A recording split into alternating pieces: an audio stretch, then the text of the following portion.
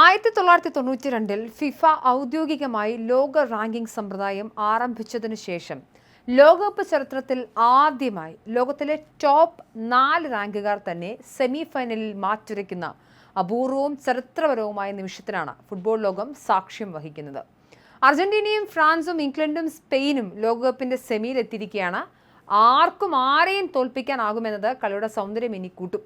Extra ടൈമിലേക്ക് നീണ്ട quarter final കടമ്പകൾ അതിജീവിച്ചാണ് അർജന്റീനയും ഇംഗ്ലണ്ടും അറ്റ്ലാന്റയിൽ നടക്കാനിരിക്കുന്ന സ്വപ്ന സെമി ഫൈനലിനായി ബൂട്ടുകെട്ടുന്നത്.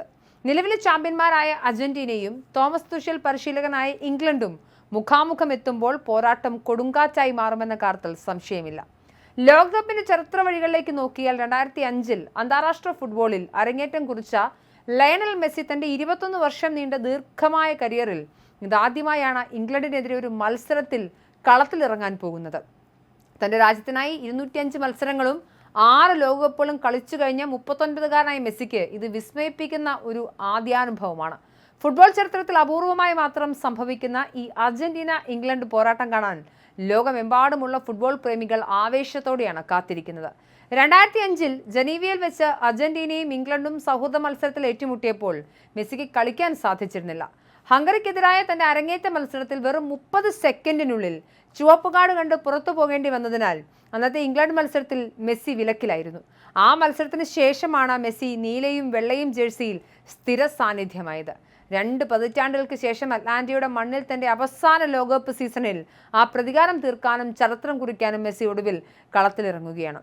സ്വിറ്റ്സർലൻഡിനെതിരെയുള്ള അതിതീവ്രമായ ക്വാർട്ടർ ഫൈനലിൽ വീണ്ടും എക്സ്ട്രാ ടൈമിന്റെ നാടകീയതകൾ കടന്നാണ് അർജന്റീന സെമി ടിക്കറ്റ് ഉറപ്പിച്ചത്.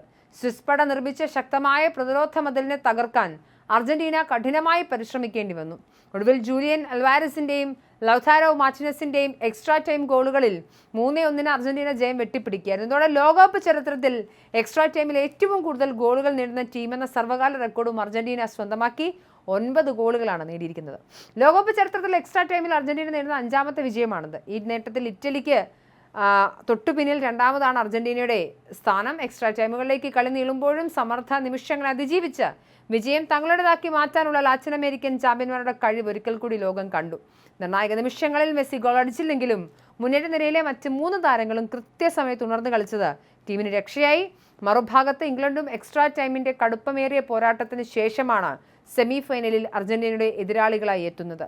തോമസ് തുഷൽ പരിശീലകനായ ഇംഗ്ലീഷ് നിര നോർവേയെ എക്സ്ട്രാ ടൈമിൽ 2-1 സ്കോറിന് കീഴടക്കിയാണ് അറ്റ്ലാന്റയിൽ പോരാട്ടത്തിന് യോഗ്യത നേടിയത്.